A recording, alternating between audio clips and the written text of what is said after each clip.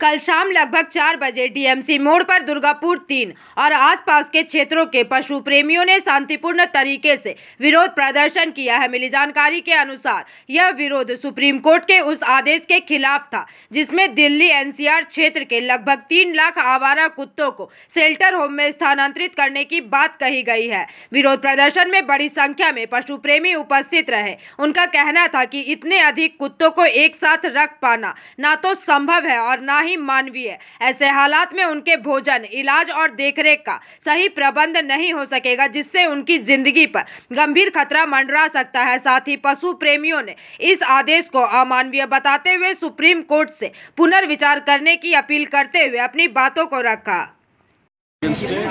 সাধারণ মানুষের প্রতিবাদ এবং পশুপ্রেমীদের মেনলি পশুপ্রেমীদের প্রতিবাদ।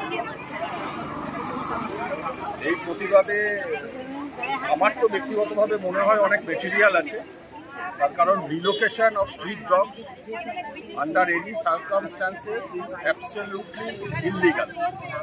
এটা যে কোনোভাবেই হোক, এই যে রায়, এই রায়টা আমি জানি না, বেশ কিছু ক্ষেত্রে এই রায়টা অত্যন্ত বিতর্কিত রায়।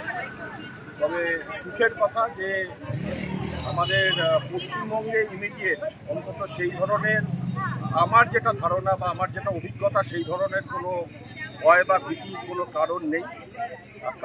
এই কারণে যেহেতু পশ্চিমবঙ্গে আমাদের পশ্চিমবঙ্গ সরকার অলরেডি, আমি যেটা শুনেছি, আমি যেটুকু দেখেছি বা খবর পেয়েছি, যে সোশ্যাল মিডিয়াতেই আমি যেটুকু খবর পেয়েছি যে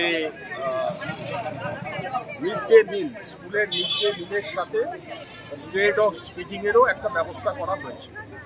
তা সেখানে দাঁড়িয়ে এটা অত্যন্ত আশার কথা। পশ্চিমবঙ্গে অন্তত আমার যেটা মনে হয় সেই ধরনের কোনো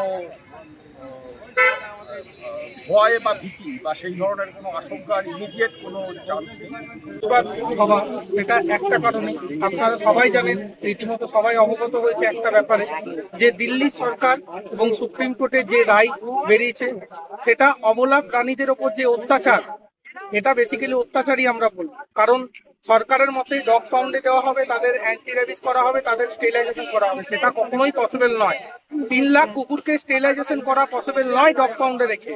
কারণ আমরা জানি একটা পাড়ার কুকুর আরেকটা পাড়ার কুকুরের সাথে থাকে না, সেখানে ওরা মারামারি করে 1 মাসও যাবে না, তার মধ্যেই শেষ হয়ে যাবে। তাছাড়া আমরা জানি, সরকার হয়তো জানে না বা সুপ্রিম কোর্টের রায় যিনি দিয়েছে তিনি হয়তো জানে না, কারণ কুকুরদের মধ্যে ডিস্টেম্পার পার্ভোভাইরাস যেটা আছে সেটা প্রচুর পরিমাণে হয়। সেখানে আমরা জানি যে কত কুকুর রাস্তায় পড়ে মারা যায়।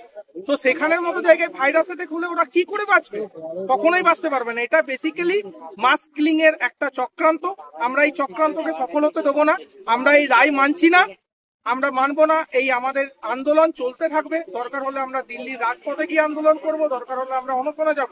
এই লড়াই আমাদের একদিনের, আজ এই প্রতিবাদ সভা একদিনের নয়, আমাদের চলতে থাকবে যতদিন না আমাদের এই রায় আমাদের সপক্ষে, এই অবলাদের সপক্ষে আসে।